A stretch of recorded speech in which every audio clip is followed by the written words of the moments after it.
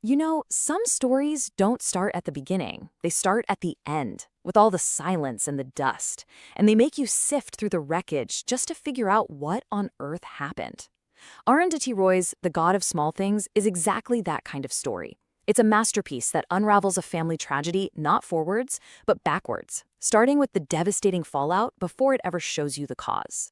Okay, this quote right here, this is everything. This is the absolute core of the novel. It's the key that unlocks how a family, a home, and two childhoods could be so completely and utterly shattered. This whole story is about rules and the catastrophic price you pay for breaking them. So the novel kicks off in the present day in a place called Ayamenam in Kerala, India. We meet these two egg twins, Estha and Rahel, who've just seen each other for the first time in years. But this isn't some happy reunion, not at all. It's quiet, it's heavy, and it's just steeped in this shared, unspoken trauma. Now, to really get their pain, you first have to understand their bond. As kids, they were basically one person in two bodies, inseparable.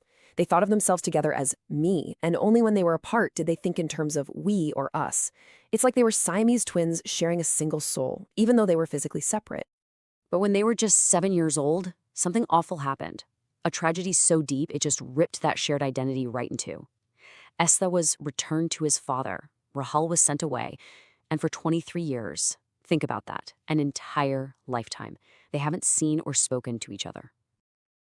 And now, they're back in that same house, surrounded by the ghosts of their past. So, the big question is, what could possibly cause a break that profound? To find the answer, the story pulls us back in time, back to a hot, fateful December in 1969. The book itself says that their English cousin Sophie Mole's arrival is just one way to mark the beginning of the end. But let's be real, her visit is undeniably the spark that lights the fuse. Her arrival is the catalyst that forces all the family's carefully buried secrets and simmering tensions to bubble right up to the surface. To understand the tragedy, we have to understand the world they live in. And it's a world governed by a set of unwritten, unspoken social codes that the author, Roy, brilliantly calls the love laws. Now, these laws, they're not just about romance, not even close. They dictate everything. Who you're allowed to touch, who you can talk to, where you belong in the grand scheme of things. It's the whole shebang. The rigid, ancient lines of the caste system, of class, of religion, and family roles.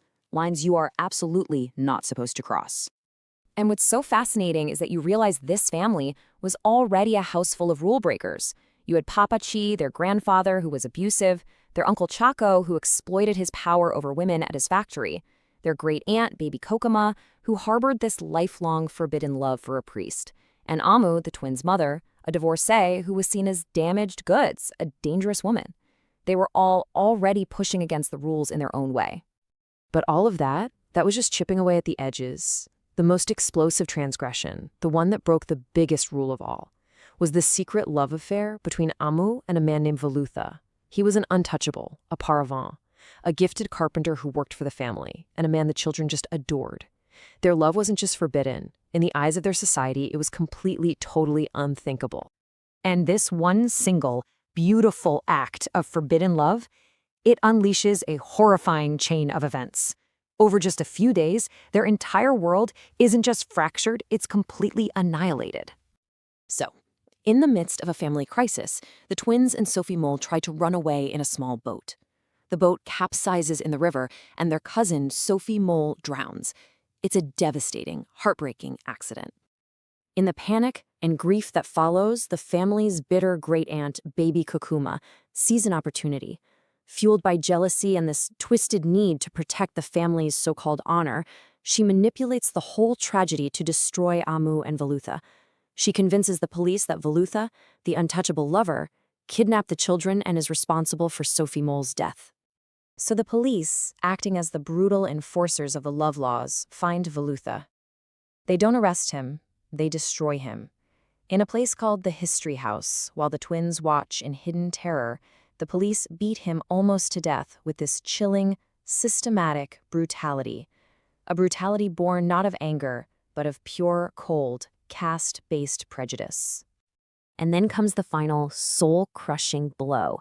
These terrified 7-year-old twins are brought to the police station, Baby Kochama whispers a lie to them. She says if they just say yes and identify Velutha as their kidnapper, they'll save their mother from going to jail. And so, to save Ammu, they betray the man they love. They seal his fate with a single word.